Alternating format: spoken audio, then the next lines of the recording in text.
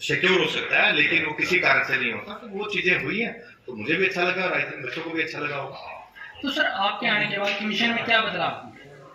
हमने हर पर्टिकुलर चीज के लिए एसओपी डिजाइन किए। जैसे आपने सीईटी में देखा, जो मैनेजमेंट था वो एसओपी था, स्टैंडर्ड ऑपरेटिंग प्रोसीजर्स। तो स्टैंडर्ड ऑपरेटिंग प्रोसीजर में आपको पता लग जाता है कि आपको क्या क्या करना है। अगर एग्जाम हो रहा है तो कांस्टेबल की क्या ड्यूटी है, सेंटर स्टूडेंट्स की क्या ड्यूटी है, और एसपी की क्या ड्यूटी है, डीसीएस की क्या ड्यूटी है, कोऑर्डिनेटर्स की क्या ड्यूटी है।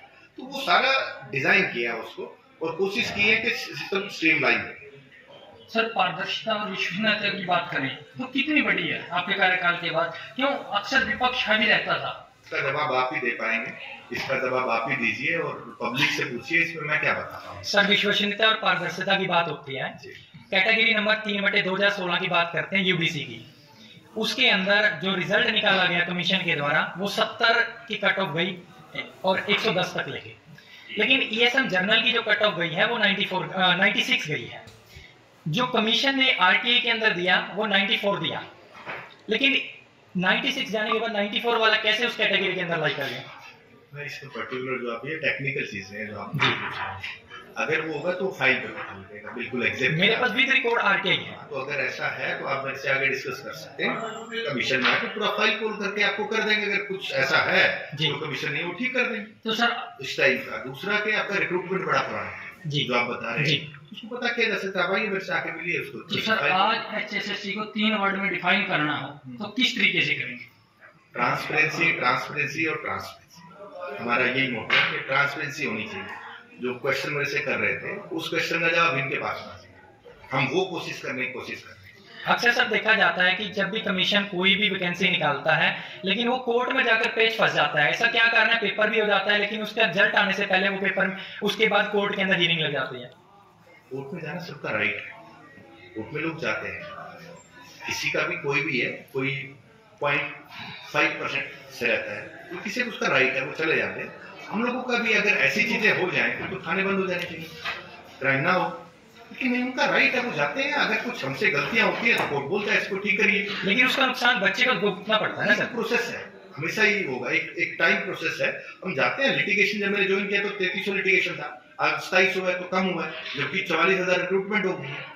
टाइम लगता है लेकिन हम किसी को कोर्ट में जाने से नहीं रोक सकते। सर सीईटी का परिणाम कब तक? बड़ा जल्दी, मैं भी बड़ा जल्दी। मैं डेट तो नहीं कर पाऊंगा और ना देना वो चाहिए, लेकिन बड़ा जल्दी हम कोर्ट केसेस में बिजी थे तो बड़ा जल्दी। सर हरियाणा में बेरोजगारी चरम सीमा पर, तो आयोग ने कोई 1 साल के लिए डाटा तैयार किया कि कितने रिक्रूटमेंट निकाले जाएंगे? हमारे कमीशन आने के बाद 44,000 का रिक्रूटमेंट हो चुका है, जिसका हम रिकमेंडेशन कर चुके हैं कुछ पाइपलाइन में।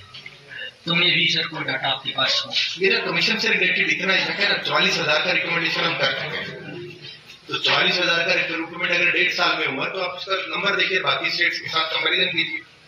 तो सर पेपर लीक होते हैं तो उस पर कार्रवाई के लिए एक स्टैंडर्ड होता है, कोई मापदंड होता है? मैंने 30 एग्जाम कराए हैं, आप बताइए कोई लीक हुआ है? नहीं सर, अभी सरकार ने भी गाइडलाइन नहीं जारी की थी, इसको लेकर विधानसभा में भी कानून लेके आए थे, तो क्या बदलाव हुआ? हाँ बदलाव, लोग बड़ा स्ट्रॉन्ग है, आपको उसको प्रॉपरली इम्प्लीमेंटेशन करना है। जो आपके मैंने आपको बताया कि एसओपीज बने हैं, एसओपीज आपको इम्प्लीमेंट करने पड़ेंगे। हर चीज के स्टैंडर्ड ऑपरेटिंग प्रोसीजर्स हैं, आप इम्प्लीमेंट करिए, नहीं होगा और हमें सबको अवेयर होना पड़ेगा। अगर पेपर लीकेज और ये चीजें करनी है, कमीशन के अलावा आम लोगों को भी अवेयर होना पड़ेगा, वो भी हमारे साथ है।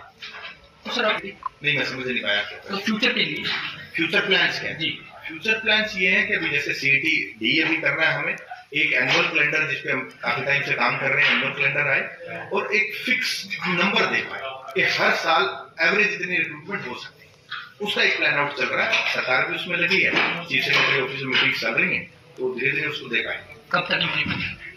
डेट बाउंड किसी का भी बहुत सारे डिपार्टमेंट्स है, बोर्ड कॉर्पोरेशन है, टाइम बाउंड डेट देना बहुत मुश्किल हो जाता है। एक प्रोसीजर है, उस प्रोसीजर को फॉलो करके सारी चीजें पाइपलाइन में।